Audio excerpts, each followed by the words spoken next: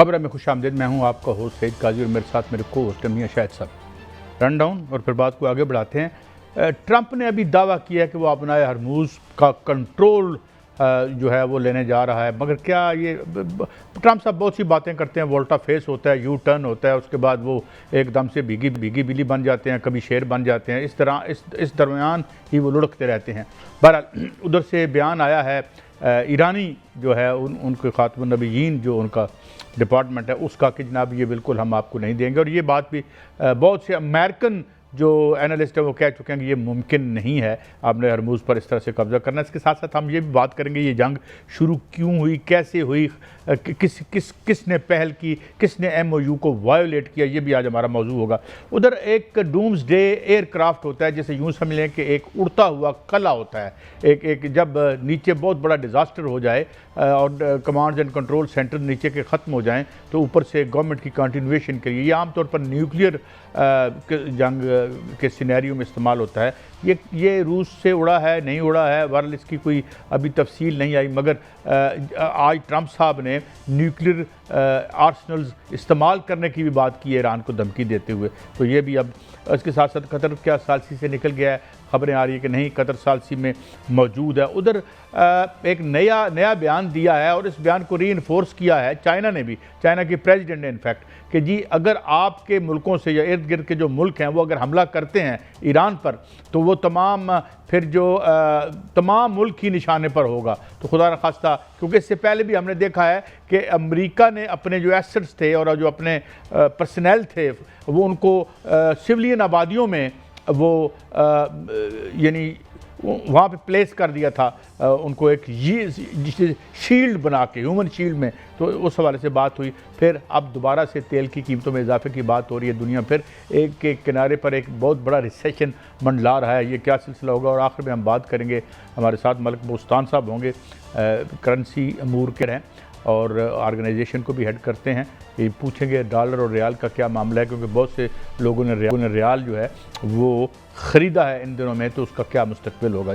मियाँ साहब, पहले तो हम ये आते हैं कि ट्रंप ने तो कह दिया कि अब नए हरमूज़ पर मैं कब्ज़ा करने जा रहा हूँ। वैसे तो वो चाँद पर भी जाके कब्ज़ा कर सकते हैं, वो चाँद पर उनका एक गया भी था शिप, और लोगों को भी गए हैं। मगर सवाल ये है मियाँ साहब कि जो बुनियादी तौर पर आज मैंने कोशिश की थोड़ी रिसर्च करने की कि ये जो दोबारा जंग शुरू हुई है ये क्यों हुई है, इसमें मैं थोड़ी सी बातें जो पहले शायद इतनी क्लैरिटी से नहीं आई हुई। आपको याद होगा कि जो गालिब आफ हैं, जो कि चीफ नेगोशिएटर भी हैं और स्पीकर भी हैं उनकी असम्बली के, जब वो तफसीलात ईरानी टीवी पे बता रहे थे तो एकदम से टीवी की नशरियात बंद हो गई थी, क्योंकि एक कॉन्फ्लिक्ट था, एक डिफरेंस ऑफ ओपिनियन था। जो पासदारान इनकलाब हैं उनकी राय ये थी कि ये थोड़ी ब्रीदिंग स्पेस ले रहा है अमेरिका और इजराइल, क्योंकि इनके जो रिसेप्टर्स हैं या जो इंटरसेप्टर्स हैं वो डिप्लीट हो गए हैं, ख़त्म हो गए हैं, और ये फिर दोबारा से हमला करेंगे, लिहाजा इनकी आर्म ट्विस्ट करके रखें। ये राय थी जो थोड़े हम इन्हें एक्सट्रीमिस्ट कह लें या शिद्दत पसंद या नौजवान क़यादत जो आई है, और जो पुराने मॉडरेट थे या आप उन्हें खातमाइट्स कह लें खातमी साहब के हवाले से, तो वो कहते थे नहीं ये सुलह हो जाती। सुलह कौन करे इनके साथ, कौन सा दुनिया का कानून जो है वायोलेट नहीं किया ट्रंप बहादुर ने या और सदूर अमेरिका ने, या अमेरिका ने इससे पहले रिजीम चेंज की, असैसिनेशन करवाई। आप अपने हमसाया मुल्क पे कब्जा करना चाहते हैं, क्यूबा के ऐन उस वक्त हमला किया ईरान पर जब यानी नेगोशिएशंस हो रही थी, डायलॉग हो रहा था। तो ये गालिब जो हैं एनालिस्ट, इवन अमेरिकन जिनकी राय मोतबर मैं इसलिए समझता हूँ कि ज़्यादा ऑब्जेक्टिव हैं, वो ये कह रहे हैं कि भाई ये इनका इरादा जंग बंद करने का था ही नहीं, ये सिर्फ टाइम बाय कर रहे थे कि जिस तरीके से ईरान ने इनको डिप्लीट करवाया इनके आर्सनल्स को, तो अब ये जंग दोबारा शुरू हो रही है। और आज चीन के सदर का जो बयान आया है वो बड़ा अहम है। वो फरमा रहे हैं कि भाई जो इर्द गिर्द के खलीजी ममालिक हैं वो बिल्कुल अपनी सरजमीन इस्तेमाल ना होने दें, वरना उनके जो तेल के ज़खायर हैं या जो उनकी स्ट्रेटेजिक जो इंस्टॉलेशंस हैं वो लेजिटिमेट टारगेट होंगी। मगर मैंने अभी भी मियाँ साहब प्रोग्राम शुरू करने से पहले देखा कि जेनेवा कन्वेंशंस क्या कहते हैं। जेनेवा कन्वेंशंस के मुताबिक ये जो पुलों पर हमला कर रहा है, जो शहरी आबादियों के जो हवाले से सहूलतें हैं उन पर हमला करना गैर कानूनी है। मगर जब हुकूमत ही गैर कानूनी है, एक रियासत जो है वो गैर कानूनी है, इजराइल गैर कानूनी है, अमेरिका तो खुद गैर कानूनी हो चुका है, तो फिर ये कैसे आबादियों को और फिर बच्चों को मारने वाले बच्चों वो जो मीनाब स्कूल था, तो ये तो जंग मियाँ साहब लगता है दोबारा शुरू हो गई है और इसमें ईरान आखिरी हद तक जाने को तैयार है। अब आप मुझे बताएं आपका क्या टेक है, ये कहानी कहाँ जा रही है मियाँ साहब? देखें कायद साहब, तीन चीज़ें हैं। एक तो यह है कि क्या अमेरिका अपना हरमुज जो है उसका कंट्रोल संभाल सकता है। दूसरा यह है कि खिलाफ वर्जी किसने की। तीसरा यह है कि वहाँ पर जो अभी हमले हो रहे हैं उसमें पलड़ा किसका बारी है असल में, और अमेरिका ये क्यों चाहता है कि वो वहाँ पर मशरक़ वुस्ता में जंग लगी रहे। असल में ये अमेरिका चाहता है। कायद साहब, जो अपना हरमुज है उसका अगर जोग्राफिया देखा जाए तो अमेरिका उस पर कब्जा नहीं कर सकता। अगर अस्करी तौर पर अमेरिका की इस वक्त कुव्वत देखी जाए तो वो फिर भी कब्जा नहीं कर सकता। अगर वो ज़मीनी तौर पर आए तो फिर भी ऐसा नहीं हो सकता। वो फ़ज़ाई तौर पर ऐसा करे तो फिर भी नहीं कर सकता, क्योंकि उसको 6 जजीरे जो हैं आपना हरमुज के इर्द गिर्द उनको पार करना होगा, उनको उन पर कब्जा करना होगा, जो कि मुमकिन नहीं है। क्योंकि जो आपना हरमुज है उसमें जजीरा हरमुज खुद एक जजीरा है, उसके अलावा जजीरा कशम है, जजीरा खर्क है, जजीरा तुम्बल अकबर है, तुम्बल असगर है। इसके अलावा वहाँ पर जो है वो अबू मूसा जजीरा है। और ये जजीरे ऐसे जजीरे हैं जिन पर जो बड़े मुश्किल है। वहाँ पर जो ईरानी असला नस्ब है वो सिर्फ ओपन नहीं है, वो वहाँ पर जो गारे हैं उनके अंदर नस्ब है। वहाँ पर लेज़र हथियार इस वक्त जो है वो नस्ब किए गए हैं। समंदर के अंदर 10,000 कश्तियाँ जो हैं वो मौजूद हैं जिन पर मिसाइल नस्ब हैं। और उसके अलावा उनका अपनी जो बाकी इर्द गिर्द का उन्होंने पूरी अस्करी कुव्वत जो है जमा कर रखी है वहाँ पर। और जजीरा खर्क पर अगर वहाँ पर जो है वो बाकायदा वहाँ पर कोई ना कोई मुदाखलत होती है तो वहाँ ऐसा बंदोबस्त किया हुआ है कि जो भी वहाँ पर आएगा अगर फौज उतरेगी तो वो वापस नहीं जा सकेगी। इसलिए अमेरिका इसका कंट्रोल नहीं संभाल सकता, वो मुमकिन नहीं है। अगर जो चीज़ मुमकिन ना हो वो हो नहीं सकती। और अमेरिका देखें, वो अमेरिका जो कि कहता था ईरान को कि वो टाल नहीं ले सकता, आज ट्रंप कह रहे हैं कि वो टाल लेंगे। वो कैसे टाल लेंगे? असल में कायद साहब, असल बात ये नहीं है। बात यह है कि अमेरिका मशरक़ वुस्ता से निकलना नहीं चाह रहा। वो इसलिए कि अगर वो मशरक़ वुस्ता में जो है वो अमन कायम हो जाता है, मुआहदा हो जाता है, वहाँ पर जो है वो ईरान अपनी मईशत जो है बेहतर कर लेता है, पूरा खलीज अमन से रहना शुरू कर देता है, तो फिर अमेरिका की जगह नहीं बचती। अमेरिका को वहाँ से जाना पड़ेगा। अमेरिका अगर वहाँ से निकल गया तो फिर ट्रंप क्या करेंगे? ट्रंप तो आगे हार रहे हैं, इलेक्शन हार रहे हैं। ट्रंप क्या करेंगे कि अमेरिका के अंदर जो है वो महंगाई है, किसी किस्म का जवाब पैदा नहीं हो सकता। इसलिए जवाब बनाया जा रहा है कि वहाँ पर अमेरिका की मौजूदगी रहे। वो ताबड़तोड़ हमले करने की कोशिश कर रहा है, लेकिन ईरानी अफवाज जो है वो भी ताबड़तोड़ हमले करने की जो है वो कर रही हैं। 400 मकामात पर अमेरिका ने हमला किया है ईरान के। उसमें जो पुल उड़ाए जा रहे हैं, उसमें जो ईरान है उसकी सिविलियन आबादियों पर जो हमले किए जा रहे हैं, उनकी बंदरगाहों पर हमले किए जा रहे हैं, उनके जजीरों पर हमले किए जा रहे हैं। वहाँ पर जो है वो उनकी बाकायदा इंस्टॉलेशन जो है और सिविलियन आबादियों पर जो है हमले किए जा रहे हैं। 400 मकामात पर हमले। और ईरान की तरफ से जो हमले हैं वो किस पर हैं? वो ईरान ने 6 ममालिक के पर जो है इनके अड्डों को निशाना बनाया है। मेरे पास ये पूरी तफसील है कायद साहब। बहरीन में उनके 5th फ्लीट जो है उस पर जो है वो निशाना बनाया गया उसमें, और उस हैंगर्स में बड़े जो कीमती उनके जहाज़ थे और ड्रोन्स थे उनको बाकायदा तौर पर निशाना बनाया गया और बहुत बड़ा नुकसान हुआ है। अमान में उनका बड़ा नुकसान हुआ है, उर्दन में बड़ा नुकसान हुआ है, कुवैत के अंदर जो है वो बड़ा नुकसान अमेरिका को उठाना पड़ा है। तो ईरान भी जो है वो आगे हमले पर हमला जो है वो ताबड़तोड़ दिफाई हमले कर रहा है। लेकिन जहाँ तक मामला कायद साहब ये है कि कानून की बात आती है तो गजा में कौन सा कानून था जिसके तहत उन्होंने वहां पर जो है वो तबाह कर दिया गजा को? तो वो तो कानून को नहीं मानते, वो तो गैर कानूनी खुद हैं। इसलिए उनके साथ ईरान जिस तरह लड़ रहा है वो लड़ना पड़ेगा ईरान को, और पूरी जो खलीज है उसमें अरब ममालिक को भी सामने आना पड़ेगा। अगर अरब ममालिक ने उनको अड्डे दिए तो फिर उनका तो ऐलान है कि वो वहां पर हमला करेंगे। अब ईरान में जो खलीज के अंदर सूरत हाल जो बनी हुई है वो बड़ी गंभीर है। कायद साहब 1 मिनट दीजिएगा। वहां पर सूरत हाल ऐसे है कि वहां पर सरमायाकारी वापस जा रही है। वहां पर जो अरब शहजादे हैं, जिसमें एक अरबी शहजादा $10 बिलियन लेके वहां से जो है वो किसी यूरोपियन मुल्क में चला गया है, तो ये हाल है वहां पर इस वक्त।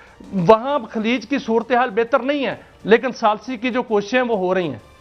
अच्छा मियां साहब, मैं एक और भी आपकी खिदमत में अर्ज़ कर दूं कि अब जो पोस्चर ले रहा है डिप्लोमेटिकली भी और जो धमकी है ईरान की तरफ से, वो ये है कि जाहिर है एक जंगी जराइम का इर्तकाब कर रहा है अमेरिका। अगर आप जनेवा कन्वेंशन देखें या जो आलमी कवानीन हैं, जंग के असूल हैं, उस हवाले से वो कर रहा है।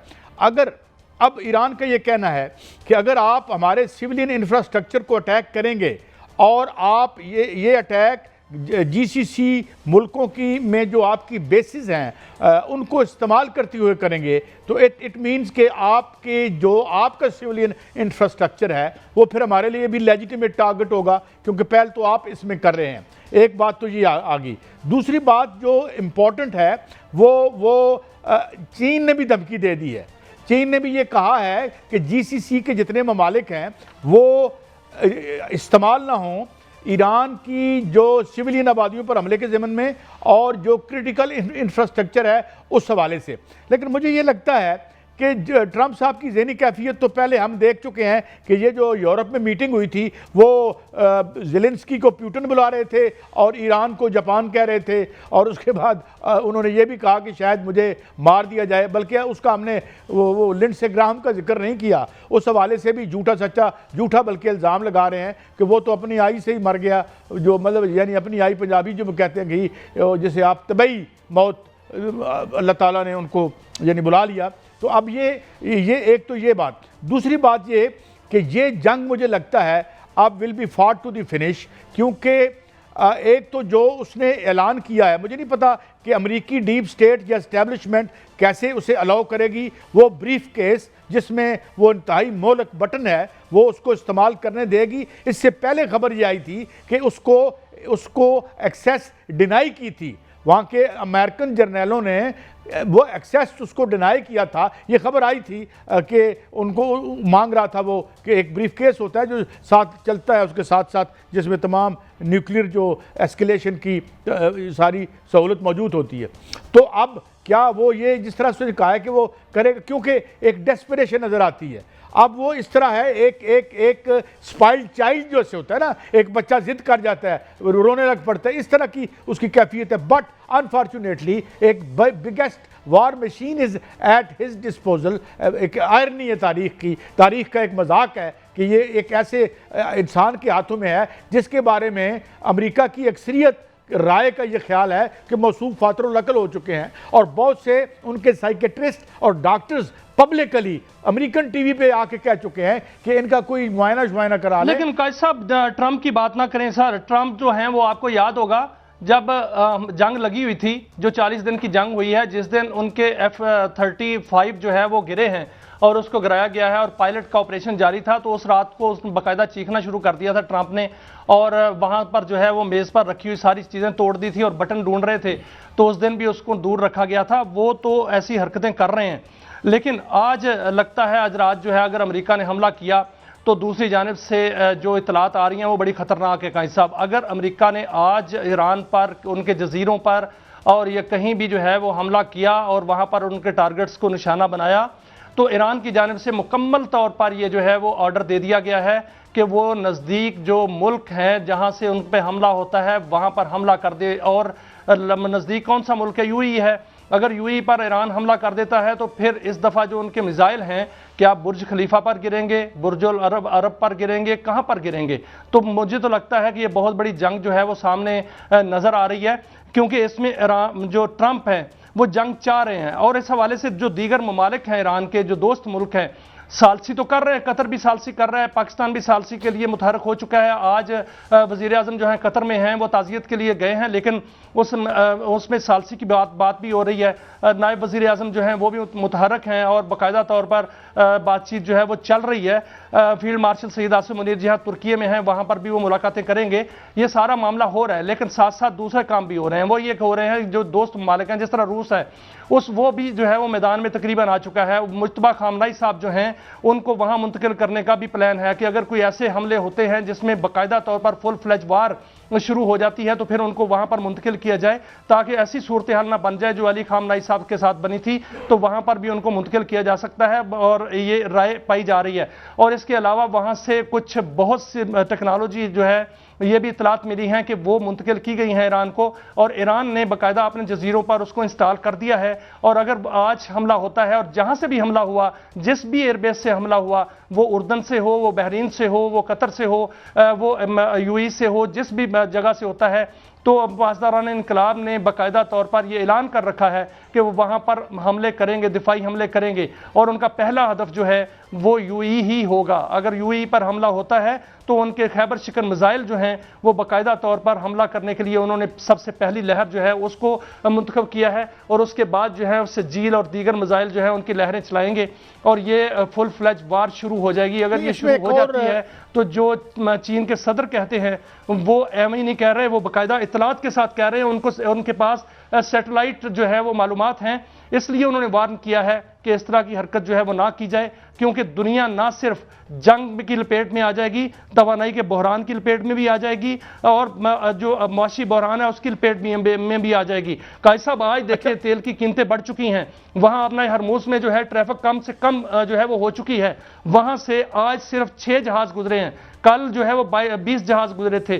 कहां 140 जहाज और कहां जो है वो 6 जहाज, और इतनी कम जो वहां ट्रैफिक हो चुकी है। इससे तेल की कीमतें जो हैं उसमें भी इजाफा हुआ है, और उसमें वही सिचुएशन बन गई है जो फरवरी में और मार्च में थी।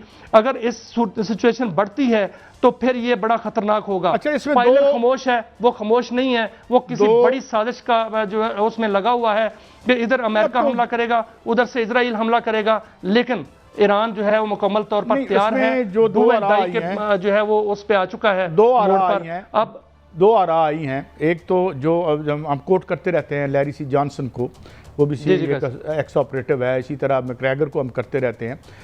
इन्होंने दो बातें की हैं।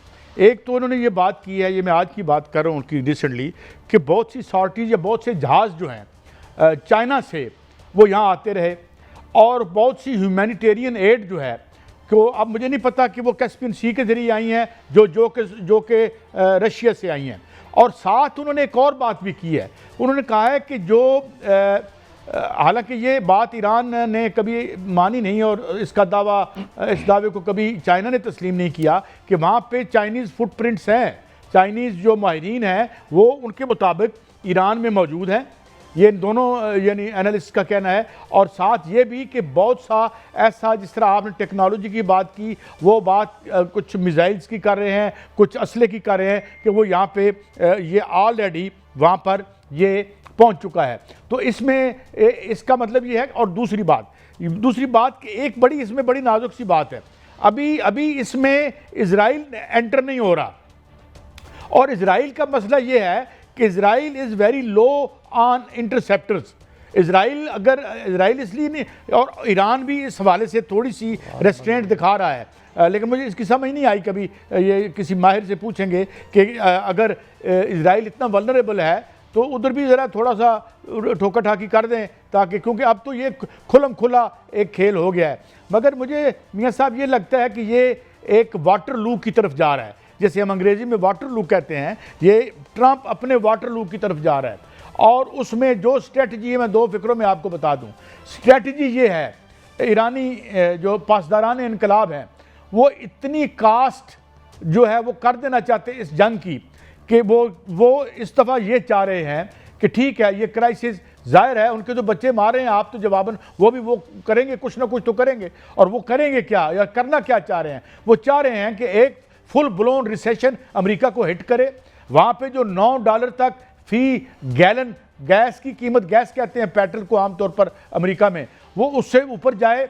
और अंदर से प्रेशर इतना, क्योंकि जाहिर है अमेरिका एक बहुत बड़ी मिलिट्री माइट है और उसको इस तरह से टेक्निकली ही डील कर सकता है ईरान, तो वो चाहता है कि अंदर से इतनी प्राइस इनकर कर दे कि जो अंदर से इतना प्रेशर हो उस पर। ट्रंप, वैसे ट्रंप साहब का हालत कोई नहीं है, ही इज़ मतलब है वो दो जिसे आप कहते हैं ना कि दरमियान में पिस रहा है। वो एक तरफ इजरायली लाबी है, एक तरफ अमेरिकन लाबी के अपने मफादात हैं जो समझते हैं कि इजराइल उसे इस्तेमाल कर रहा है अपने मकासद के लिए, तो उन बेचारों का हाथ बहुत बुरा है। आखिर देखें ना, the most powerful man under the sun जिसे हम कहते होते हैं, उसकी हालत देखें, हाउ मिजरेबल ही लुक्स। कभी गुस्से में कुछ कहता है, कभी मुंह से झाग निकलती है, कभी बशीर को अल्लाह देता कह देता है, कभी जापान को ईरान कह देता है, कभी ज़ेलेंस्की को जो है वो प्यूटन कह देता है। It shows and indicates that gentleman is under a tremendous stress. और बहरहाल ऐसा आदमी जो अंडर ट्रमेंडस स्ट्रेस हो, I think American establishment must rein him in. He is not sane, खुद आप कह चुके हैं, and you can not hand over the nuclear button to a person who apparently doesn't seem to be in right state of mind. मियां साहब,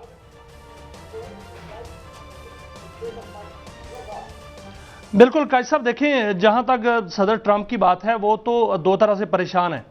एक तो मसला ये है कि उनका वहाँ पर जो है वो मकबूलियत कम हो गई है अमेरिका के अंदर महंगाई बढ़ गई है। जो वो कहते थे अमेरिका ग्रेट अगेन और अमेरिका जो है वो अजीम है, हम अजीम बनाएंगे, मेड इन अमेरिका, ये सारे के सारे दावे नारे जो हैं वो बिल्कुल हवा हो गए हैं।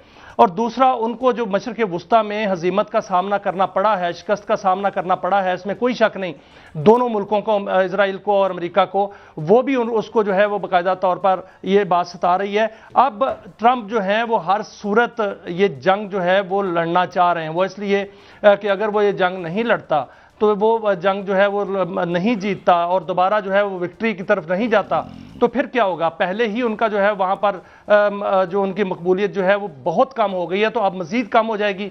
इसलिए जो मैं तो पहले दिन से ये कह रहा हूँ कि ट्रंप और नेतन्याहू एक सिक्के के दो रुख हैं, और वो बाकायदा तौर पर प्लान के तहत जो है ये सारा काम हो रहा है, और ये बड़ी ग्रेट गेम जो है ये सारा कुछ उसका हिस्सा है। जो ईरान और इजराइल और अमेरिका ने रीग्रुपिंग की है इसमें कोई शक नहीं, लेकिन उस दौरान जो है वो ईरान जो है वो भी संभला है। उन्होंने बाकायदा तौर पर अपनी जो टेक्नोलॉजी रहती थी, जो सरप्राइजेस थे, उनको सामने ले आए हैं, और अभी उनकी सेकंड जो उनके असले की लहर है वो सामने आई है। थर्ड लहर जो है वो मौजूद है। उनके जजीरों के अंदर बाकायदा तौर पर ये जदीद टेक्नोलॉजी के हथियार मौजूद हैं। वहाँ पर जो है वो ड्रोन कश्तियाँ भी मौजूद हैं, वहाँ पर जो है वो ड्रोन्स बाकायदा मौजूद हैं, और उनके पास जो मिसाइल्स हैं वो भी उन्होंने वहाँ पर नस्ब कर दिए हैं। जारगोज की पहाड़ियाँ ले लें, वहाँ पर भी जो मिसाइल नस्ब है, क्योंकि जारगोज की पहाड़ी की एक साइड अगर देखी जाए तो बिल्कुल अपना हरमूज के बिल्कुल ऊपर है, तो वहां से जो मिसाइल जो है वो बिल्कुल उनको निशाना बना सकते हैं। अमेरिका के जो बड़े बहरी बेड़े हैं वहां पर, वो अगर हरकत में आएंगे तो वो भी निशाना बनेंगे। अमेरिकन जो ड्रोन नई टेक्नोलॉजी उन्होंने भी वहां पर मुतारफ कराई है, जिन्होंने कल रात जो है वो हमले किए हैं, और वो खुद कुछ ड्रोन जो है जारी रखेंगे एक ब्रेक के बाद। मगर जब वापस आएंगे नाज़रीन, तो खाल कोई बंदा बचा है 1929-30 का जो सबसे बड़ा रिसेशन आया था, और अब एक और recession is staring in our face, और हमारी आंखों में आंखें डाल के खड़ा है। उसके बाद हमने देखा 73 तक इकानमी चली, 2008 का रिसेशन देखा, 2020 का देखा। इसके बारे में ये कह रहे हैं ये 1929 और 30 का जो ग्रेट डिप्रेशन था उससे बड़ा होगा, जिसके बाद दूसरी आलमी जंग लग गई थी। ये क्या खुदा न खास्ता एक पॉसिबल सिनेरियो होगा, इसको समझने की और देखने की कोशिश करेंगे ब्रेक के बाद।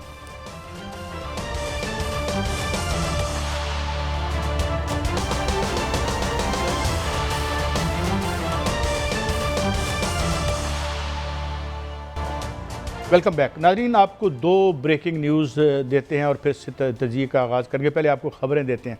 ख़बर यह है कि जो काम ईरान करना चाहता था वो काम अमेरिका ने कर दिया है, और जो स्ट्रेट ऑफ हरमूज़ है वो उसको ब्लॉकेट कर दिया जिस तरह पहले उसने ब्लॉक किया था। ईरान भी एग्जैक्टली यही करने जा रहा था, क्योंकि ईरान का मफाद इसमें यह है कि ये बाकायदा समझ लें कि एक नव सेंटर है पूरी दुनिया का, और इसको बंद करके ही उसको नीज इस पर लाया जा सकता है। अब बुरी खबर है दुनिया के अवाम के लिए, बिलअमूम और बिलखसूस अमेरिका के अवाम के लिए, अब तेल की कीमतें एकदम से ऊपर जाना शुरू हो जाएंगी। मगर इससे बढ़कर जो बड़ी खबर है वो ये है कि कहीं एक हमला हुआ है यमन पर भी, और उधर खबरें ये आ रही हैं कि बाबुल मंदब जो है उसको अब बंद कर दिया जाएगा। ये दूसरा बड़ा ट्रेड रूट है। मगर इससे बड़ी खौफनाक खबर है वो ये है कि अगर चीज़ें बहुत आगे जाती हैं तो ये खबरें भी हो रही हैं, चहमगोइयाँ भी हो रही हैं कि जो वहाँ पे बुहैरा अहमर के नीचे इंटरनेट की तारें हैं वो भी ईरान काट सकता है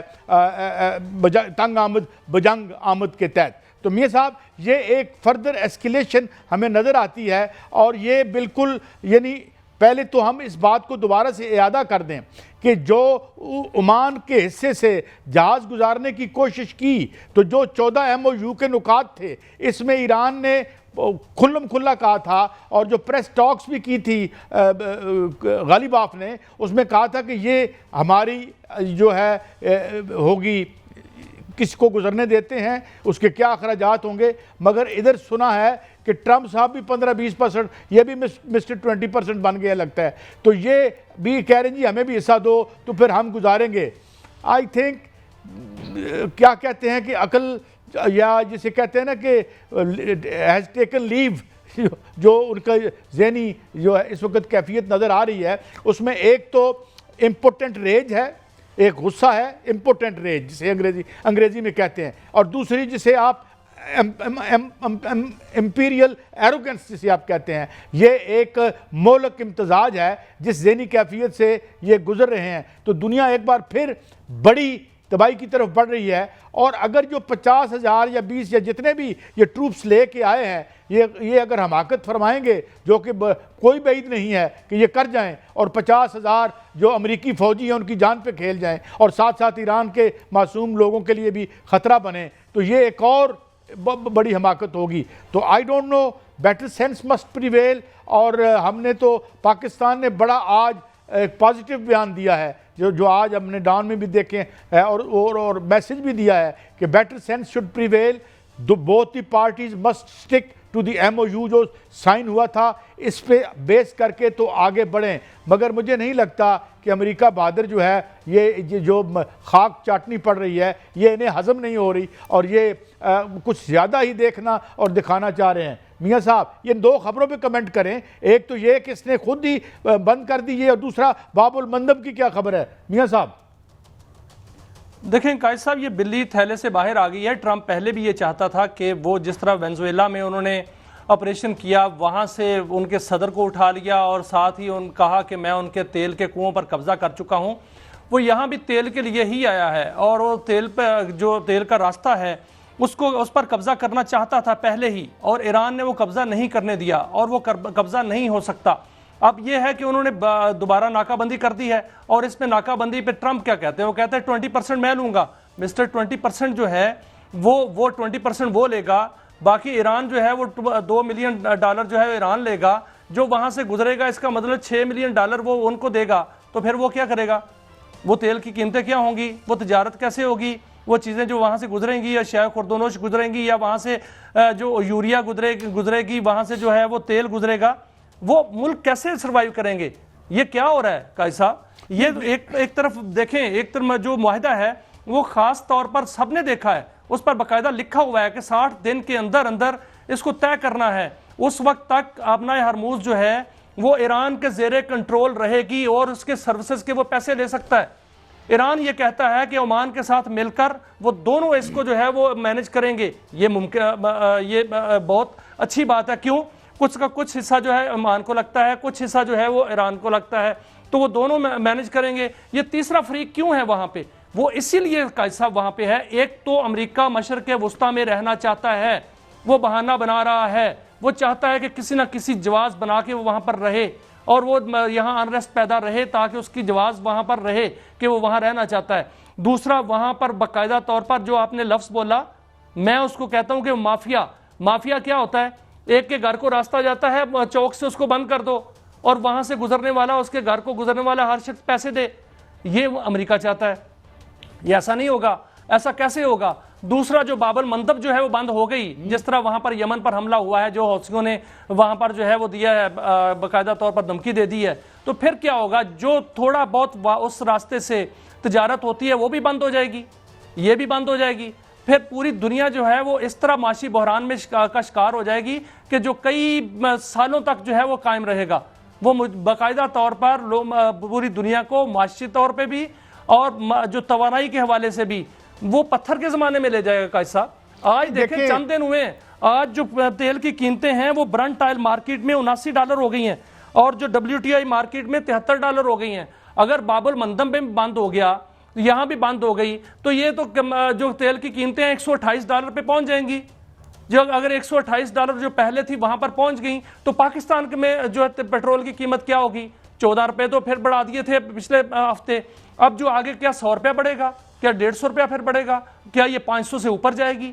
तो फिर इस तरह के हालात होंगे। तो सिर्फ पाकिस्तान में नहीं, बाकी मुल्कों में भी ऐसा होगा। तो हमारे यूरोप में भी ऐसा होगा। ये सारी दुनिया में ऐसा हो रहा है। मगर बात ये है कि देखें, रिस्क की जो आप और बल्कि डिप्रेशन की जो आप बात कर रहे हैं, ये जो जिसके बिल्कुल किनारे पे दुनिया पहुंच गई है, और उसमें जैसे मैंने अर्ज़ किया कि 1929 और 30 में ये हुआ था, और उसके बाद एक जंग लगी, फिर बड़ी कोशिश की इन्होंने, अमेरिका बहादुर ने कोशिश की कि जी वे जिसे आप केनेशियनिज़्म कहते हैं, वो उसके ज़रिए उसको ऑफसेट करने की कोशिश की, नहीं हुआ। फिर बाद में एक मार्शल प्लान बना, $60 बिलियन यूरोप में उस ज़माने में फेंके गए, जिससे दोबारा से आलमी सरमायादारी को एक जो है ब्रीदिंग स्पेस मिली। और अब तो मियाँ साहब, एक मैं आपको अर्ज़ कर दूं, तब जब ये रिसेशन आया था 1929 और 30 में, तो रियासतों पर कर्जे के को हमाला नहीं होते थे। आज कर्जे का को हमाला है अमेरिका के सर पर। आज उसके पास $60 बिलियन नहीं है, अब तो उसे डेली $8.16 बिलियन जो है उसको डेली बारो करना पड़ता है। $2 ट्रिलियन अमेरिका बहादुर बारो ना करे तो वो ना कर्जा ना डेट सर्विस कर सकता है, ना रियासत चला सकता है। तो आई थिंक जो है वो अक्ल से बिल्कुल पैदल हो चुके हैं ये इस जंग में। और जो खपते अजमत माशाल्लाह है, अब देखें ना, खपते अजमत होता है ना, ये तो जिस तरह पुराने नवाब लुट जाते थे रईस और उनकी हवेलियाँ, बाद जो है कुर्कियाँ शुरू हो जाती थी। तो ये किस तरह की आलमी सतह पर कैफियत तारी हो गई है। And they have no idea कि if this recession hits the world, how long it would take the world to recover, और कौन कौन सी मुल्क की हुकूमत किस किस जगह पे उलट नहीं जाएगी। इसलिए शायद होश के नाखून लिए जाएं। ब्रेक से वापस आएंगे, मलिक बोस्तान हमारे साथ होंगे, थोड़ी करेंसी की बात करेंगे, ईरानी रियाल की बात करेंगे, डॉलर की बात करेंगे, एक ब्रेक के बाद।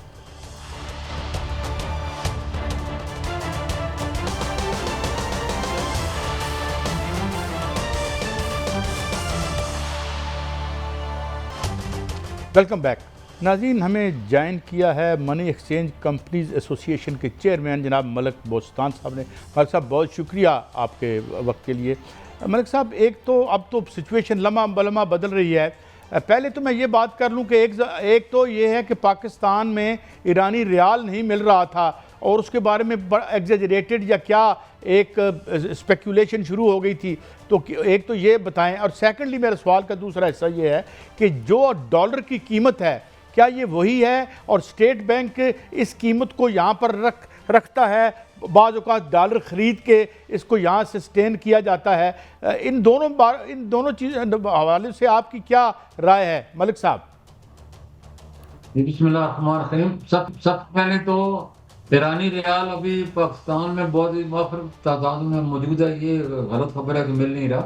हाँ, लोग बाइंग बहुत कर रहे थे। पीछे जब माहिदा हुआ था, हुसैन हुआ था, तो वो एक वक्त में 50 अरब दिन में ईरानी रियाल जो है वो खरीदा जा रहा था। और अब जब दोबारा जंग शुरू हुई है और गिर के जो है इसका रेट भी गिर गया, ये तकरीबन पहले ये हो गया था 2000 से बढ़ के 4000 से 6000 तक हो गया था। अब दोबारा जब जंग शुरू हुई है तो इसका रेट दोबारा जो है वो 6000 से कम हो गए 3 और 3500 2500 और 3500 के दरमियान आज आ गए, और बाइंग भी बहुत कम हो गई है। अब लोग जो है तकरीबन पहले जो 50 अरब फिर 25 अरब, अभी जो है आज जो पूरी दिन की सेलिंग हुई है वो तकरीबन 2 अरब की हुई है। तो बहुत कम लोग अब खरीद रहे हैं, क्योंकि लोग डिसार्ट हो चुके हैं और इसकी इतनी ज्यादा कहते हैं आंख मचोली हो रही है इनकी, अमेरिका की और ईरान की। एक दिन जंग बंद होती है, दूसरे दिन फिर स्टार्ट हो जाती है। तो इसकी बुनियादी वजह ईरानी रियाल में खरीदने की ये है कि 2016 में ये जब इकनॉमिक सेक्शन लगी हुई थी इन पे, तो ओबामा साहब आए, उन्होंने जुज़वी तौर पर इकनॉमिक सेक्शन हटाई। तो उस वक्त ईरानी रियाल जो है 12,000 का 1 करोड़ आता था। जो ही सेक्शन कम हुई तो 2018 तक ये 12,000 से 60,000 में, यानी कि 60,000 पाकिस्तानी के एवज 1 करोड़ ईरानी रियाल मिलता था। फिर ट्रंप साहब आ गए, उन्होंने दोबारा इस पर सेक्शन लगा दी और ये गिर के 60,000 से कम होकर 2,000 पे आ गया। तो अभी जो हालिया अमन मायदा होता है और इसके बाद जब कभी अमन होता है कभी जंग होती है, तो इसके रेट इसी तरह इसके साथ ही ऊपर नीचे हो रहे हैं। लेकिन जैसे कि मैंने बताया, बाइंग बहुत कम हो गई है, रेट भी काफी गिर चुका है और लोगों का उम्मीद है कि अगर ये दोबारा इनका अल्लाह करे कि जंग बंदी हो जाए और इसी तरह मायके जो है वो यूए जो 2 महीने के लिए हुए एग्रीमेंट हो जाता है, ईरान से सेक्शन हट जाती हैं, उसके असासे जो फ्रीज से डी फ्रीज हो जाते हैं, फिर दोबारा जहर है ईरान के पास दुनिया का और गैस का दूसरा बड़ा जखीरा है और उसकी इकानमी बहुत ज़्यादा बूस्ट कर सकती है। तो वो जो है दोबारा जो है लोगों का ख्याल है कि ये 60,000 और 1 लाख के करीब जा सकते हैं। तो इस उम्मीद पे लोग खरीद रहे हैं। लेकिन मैं आवाम से यही अपील करूंगा कि बहुत बड़े पैमाने में इसमें इन्वेस्टमेंट नहीं करें, क्योंकि जब भी किसी मुल्क की जब शाह ईरान का दौर था, मैं बताते चलूँ नाजरीन को, उस वक्त 70 ईरानी रियाल के बदले $1 आता था, यानी कि इतना ज्यादा इनकम रुपया स्ट्रांग था। और आज 16 लाख ईरानी रियाल के बदले $1 आता है, तो इतनी करेंसी डिवैल्यू हो चुकी है। तब जाहिर है जब ये रिवैल्यू करेंगे, अपने नोटों को भी चेंज करेंगे, टाइम जरूर देंगे। मैं आवाम से, नाज़रीन से यही दरख्वास्त करूंगा, जो ही आपको पता चले कि इनके जो है मलिक साहब, ईरानी रियाल जो है उसमें तो उतार चढ़ाव है, इसमें कोई शक नहीं। जंग लगी हुई है, जंग जब खत्म होती है तो इसकी कदर बढ़ती है, जंग शुरू हो जाती है कदर कम हो जाती है। पाकिस्तान में डॉलर की कदर जो है उस हवाले से बड़ी जो है वो खबरें आ रही हैं और कहा जा रहा है माहिरीन की जानिब से कि ये कीमत आर्टिफिशियल है, ये हकीकी कीमत नहीं है। तो क्या सर डॉलर की हकीकी कीमत यही है जो इस वक्त है, या इसको इसी कीमत पे होना चाहिए या कम कीमत पे होना चाहिए? डॉलर की हकीकी कीमत नहीं है। हकीकी कीमत इसकी जो है, जो मेरे हिसाब से इस वक्त 250 है, क्योंकि जैसे कि आपने खुद फरमाया कि स्टेट बैंक मुसलसल खरीद रहा है और उन्होंने स्टैंडिंग कमेटी के सामने बयान भी दिया कि पिछले 2 सालों में हमने $9 अरब मार्केट से खरीद के अपने रिजर्व को बढ़ाया और हमारे रिजर्व जो थे एक वक्त में $3 अरब से भी कम से, आज से 3 साल पहले, आज अल्लाह का शुक्र है $22 अरब पे है। तो स्टेट बैंक की अपनी मजबूरी है क्योंकि उसने हर साल $5 अरब वापस करने होते हैं और सिर्फ सूद की मद में, और इसके अलावा जो $25 अरब देने होते हैं जो कर्जे लिए हुए हैं, तो वो बाहर से अभी तक कोई इन्वेस्टमेंट भी नहीं आई, कोई लोन भी नहीं आया। तो अपने वसाइल से वो अपना रिजर्व बेहतर करके अपने बर वक्त जितने भी लोन है देखो स्टेट बैंक ने अपने वापस किए हैं। तो स्टेट बैंक का कहना है कि अगर हम ज्यादा डॉलर को गिरा देंगे तो शायद इतना डॉलर आए नहीं, हमारी रेमिडेंस भी कम हो जाए या लोग डॉलर देना वहाँ भी रेट अच्छा है तो लोग अपना इन्वेस्टमेंट करा। अच्छा मलिक साहब, मैं माफ़ी चाहता हूँ, मैं एक और बात आपसे पूछना चाहता हूँ। कभी हमारी एक्सपोर्ट तो बढ़ी नहीं, 500 का भी अगर डॉलर ले जाए, हमारी एक्सपोर्ट गिर रही है, इंपोर्ट बढ़ रही है, तो ये फिर स्टेट बैंक क्यों इसको खरीद के, क्या IMF का प्रेशर है, आलमी मालियाती इदारे यहाँ तक रखना चाहते हैं? और अगर ओपन मार्केट में छोड़ दिया जाए तो आप 250 कह रहे हैं और कुछ लोग 200 भी कह रहे हैं। बिल्कुल 200 भी हो सकता है, कोई मुख्यों को पाकिस्तान, हमारा रुपया बहुत ज्यादा अंडर वैल्यू। आप देखें ना ईरान का, अब सारे इंडिया का जो है वो तकरीबन 95 है और बांग्लादेश का भी तकरीबन इसी रेंज में, और तो और अफगानिस्तान का 70 रुपये है। तो हमने क्या, हमारा गुनाह यही है कि हम रुपये पे जो है भरोसा नहीं कर रहे। अगर इसको हम भरोसा करें, उसको अपने रियल वैल्यू पे जाने दें, तो ये 200 क्या 200 से भी कम हो सकता है।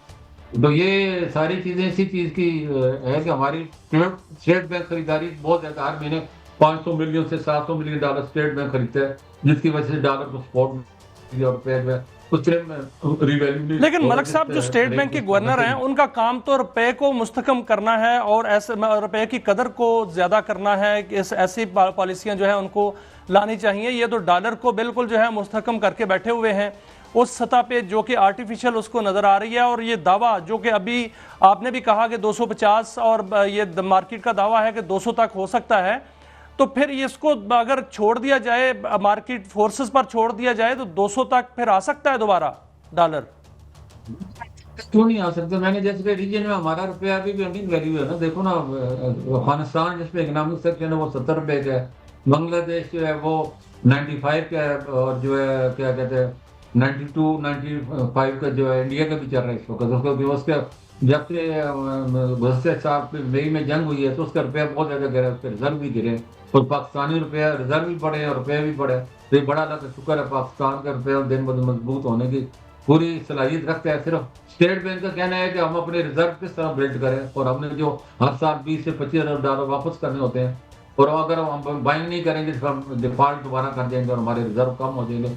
हमारे रिजर्व बेहतर हुए तो हमें सस्ता लोन मिलना शुरू हो गया, वरना यही लोन हम 10 से 12% में स्टेट बैंक लेते थे, अब 4 से 5% में ले रहे। तो उसकी भी अपनी एक मजबूरी है कि जो हमने 130 अरब डॉलर के लोन लिए हैं वो भी तो वापस करने हैं। पाकिस्तान में इन्वेस्टमेंट आ नहीं रही क्योंकि जंग की वजह से पाकिस्तान में दहशतगर्दी की इंडिया जो है और पाकिस्तान मिलकर पाकिस्तान में दहशतगर्दी का नासूर है जो फैलाया हुआ है, जिसकी वजह से बाहर का इन्वेस्टर आ नहीं रहा।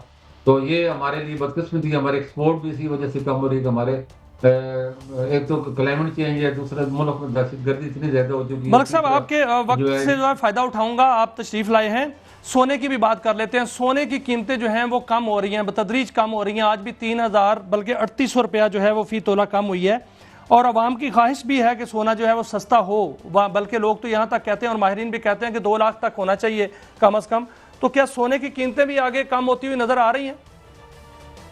बिल्कुल आ रही है। सोने का इतना जाके कुछ बाकी देखो, डॉलर अगर आप रखते हैं तो आपको इंटरेस्ट मिलता है, लेकिन सोना रखने में तो आपको कुछ भी नहीं मिलता।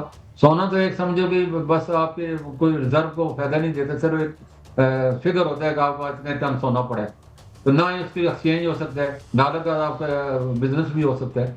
तो इसने तो आर्टिफिशियल बढ़ाया गया इस पे जो है, और ये जो ही जंग खत्म होगी इससे ज्यादा गिर जाएगा ये। इसकी जो इस वक्त जो मौजूदा शॉर्ट टर्म देखें तो 3 लाख तक जा सकता है बड़े आसानी, और लोगों को जो है ये 3 लाख के बाद जाके थोड़ा सा मुस्ताकम हो, उसके बाद अगर हालात, क्योंकि सोने में आप इन्वेस्टमेंट कोई नहीं करे इस वक्त, और जितने भी पब्लिक ने की है 6 लाख से देखो ना, अगर ये आज 4.25 लाख से भी नीचे चले गए, जैसे आपने भी फरमाया 3800 गिरा है, और अभी स्टॉक। चले मलिक साहब, अगर ये डॉलर नीचे आ जाए, हमारे बच्चे बाहर पढ़ने जाते हैं, वहाँ भी फीसें देने पड़ती है, आवाम को कुछ रिलीफ मिलेगा। बहुत शुक्रिया, हमारे साथ मौजूद थे मलिक बोस्तान साहब, चेयरमैन एक्सचेंज कंपनीज एसोसिएशन। बहुत शुक्रिया, आपने हमें वक्त दिया। नाज़रीन, ये था हमारा आज का शो। कल फिर मिलेंगे, इजाज़त दीजिए, अल्लाह हाफ़िज़।